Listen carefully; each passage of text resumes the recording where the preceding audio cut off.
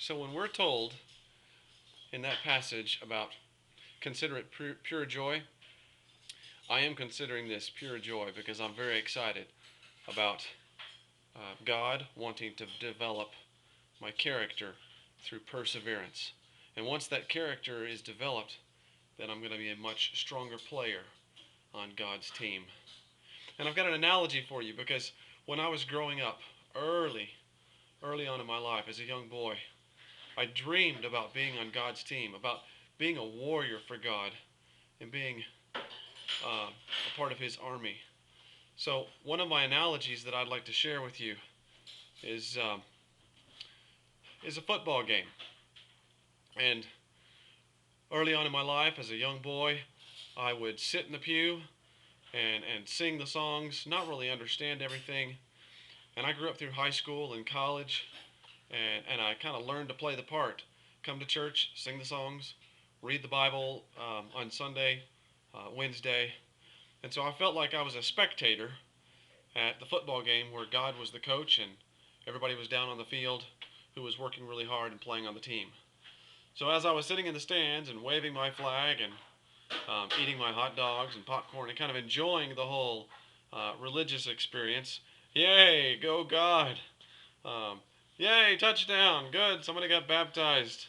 Um, there was something about not being on the field that kind of bothered me. So later on in my life, when I started studying, um, reading the Bible, my wife had encouraged me to read this special Bible all the way through, and it took me a little bit more than a year, but I finally made it, and it was encouraging.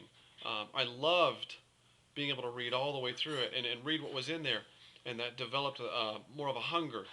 The more I started to read the Bible and want to read more of it and make daily reading a habit, I felt something change in my life. And putting on that whole armor of God was just like suiting up and putting on the pads and the jersey and now being a part of the team and applying what I'm learning in my daily life.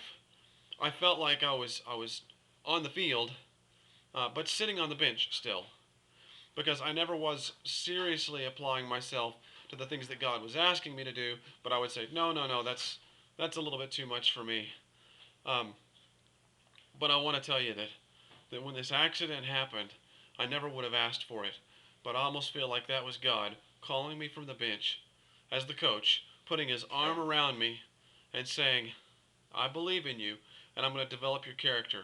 I want you to get out there and I want you to run this play.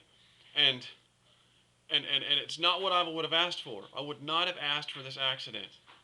But knowing that he trusts me enough to get out there, um, before all of this before all of this happened, um, I would have said, I sure hope I get well. But now I realize that it's something completely different. The game where God is the coach and I'm on the team and I'm wearing the jersey, He's got His arm around me and He says, I want you to go in and call this play and I want you to be part of it. Um, I know that the game is going to be won. My hope is in the coach. I don't hope that I win. I don't hope that I do well. I know that I'm going to do well.